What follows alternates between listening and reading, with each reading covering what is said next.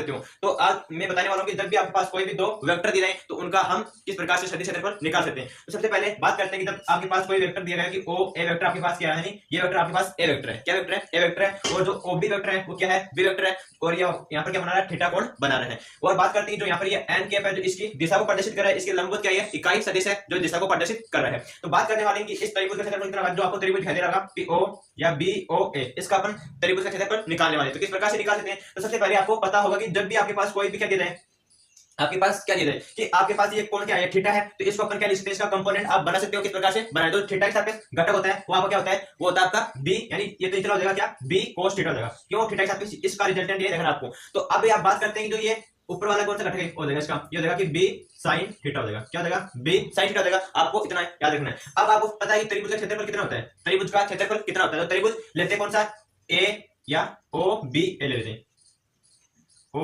B ए, इसका क्षेत्रफल कहता है कि 1/2, इसको ले देंगे कि 1/2। अब आधार क्या होता है, आधार यहाँ पर क्या है, जो ये नीचे वाला है उसको बोलते हैं आधार। तो ओ ए क्या यहाँ पर ए वेक्टर है, तो उसको लिख देंगे यहाँ पर क्या, ए वेक्टर लिख देंगे, इतना लिख देना आपको। अब देखते हैं कि आधार गुणे ऊंचाई, ऊंचाई क्या यहाँ पर कि जो आपकी ऊपर वाली लेंथ है, तो ऊपर वाला ये कौन सा है, बी sin थीटा है, क्या है, बी sin थीटा है। तो यहाँ पर इसको लिख देंगे कि वी वेक्टर इनटू में sin थीटा लिख देंगे, sin थीटा लिखने पर क्या करेंगे, अब इसकी दिशा कहां पर है, ऊपर की तरफ है, तो ये एन कैप इसको शो कर रहा है, क्या कर रहा है, एन कैप शो कर रहा है। तो एन कैप यहाँ पर क्या है, इसको दिशा को प्रदर्शित कर रहा है, ये क्या है, लंबवत इकाई सदिश है, क्या है, लंबवत इकाई सदिश है। तो आप इस प्रकार से जो आपके पास ऐसा क्रॉस वेक्टर होता है आपका कि ए क्रॉस बी वेक्टर होता है, तो उसको आप क्या लिखते हो, उसको अपन लिखते हैं क्या कि A B sin theta n cap, ये लिखते हैं, क्या लिखते हैं कि A B sin theta n cap लिख सकते हैं। तो यहाँ पर क्या है, ये A B sin theta n cap है, तो इसको मैं क्या लिख सकता हूँ कि ए क्रॉस बी वेक्टर लिख सकता हूँ। तो यहाँ पर इसको क्या लिख दूंगा कि ये हो गया 1/2 गया, तो इसको लिख देंगे कि ए क्रॉस बी वेक्टर का परिमाण आ जाएगा, क्या आ जाएगा, ए क्रॉस बी वेक्टर का परिमाण आ जाएगा। अब आपके पास दो वेक्टर दिए गए, एक वेक्टर क्या आई कैप 2 कैप जेड या क्या 2 के कैप है, नीचे वाला वेक्टर क्या है 3 कैप माइनस के 2 जे कैप प्लस के कैप है। तो आपको इसका पहले क्या निकालना है, क्रॉस प्रोडक्ट निकालना है, उसके पश्चात इसका परिमाण लेना है, परिमाण लेने के पश्चात इसको 1/2 से आपको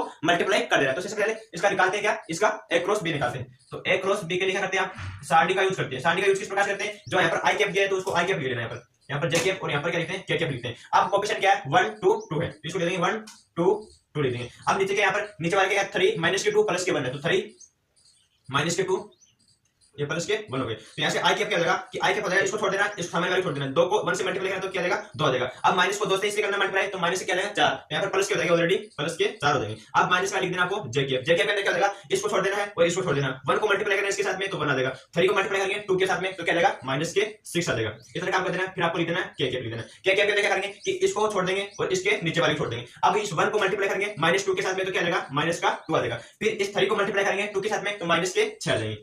तो इतना काम आपको कर लेना है। अब क्या करेंगे इसका कि 4 प्लस के 2 क्या आ जाएगा 2 6 आई कैप हो जाएगा, तो 6 आई कैप। अब यहाँ पर क्या है कि माइनस के 5 बचेगा और माइनस का 12 है तो प्लस के क्या देंगे 5 के 5 जे कैप हो जाएगा। अब यहाँ पर क्या है माइनस के 2 माइनस के 6 माइनस के 8 कैप हो गई, माइनस के 8 के कैप हो गई। तो ये क्या आ गया ए क्रॉस बी वेक्टर आ गया, इसको क्या करेंगे ए क्रॉस बी वेक्टर। अब इसका क्या निकालना है, मोड निकालना, मतलब इसका परिमाण निकालना। तो क्या निकालेंगे कि ए क्रॉस बी वेक्टर का परिमाण निकालिए। तो क्या करते हैं, जो भी आई कैप जे कैप और के कैप दिया होता है उनका जो कोएफिशिएंट है उनके वर्ग करके उनको अपन जोड़ देते हैं रूट के अंदर। तो यहाँ पर इसका क्या हो जाएगा 36 हो जाएगा, 6 का वर्ग प्लस के, अब 5 के 25 हो जाएंगे प्लस के, यहाँ पर इसके 8 का हो जाएगा 64 हो जाएगा, क्या हो जाएगा 64 हो जाएगा। इसका लेना आपको रूट लेना। तो अब यहाँ पर देखना कि ये 36 और आपके 64 हो गए, 100 और 125 टोटल कितने हो गए 125 हो गए। तो इसको ले देंगे 125 के रूट ले देंगे, क्या हो जाएगा 125 के रूट। अब इसको अपन क्या लिख सकते हैं, इसको मैं 1 5 12 लेता हूं और 1 5 इसको अंदर लिख देता हूं। तो यहाँ तो क्या हो गया, ये हो गया 125 हो गया रूट के अंदर। तो अब आपको कैसे कि ए क्रॉस बी वेक्टर का परिमाण हमारे पास मिल गया, तो आप इस तरीके के अंदर इसका मान ले देंगे। तो 1/2 हो जाएगा, इसका परिमाण क्या आ गया कि 5 रूट 5 आ गया, तो इसको ले देंगे 5 रूट 5। तो इसका जो क्षेत्रफल कितना आ गया कि 5/2 रूट में 5 वर्ग इकाई।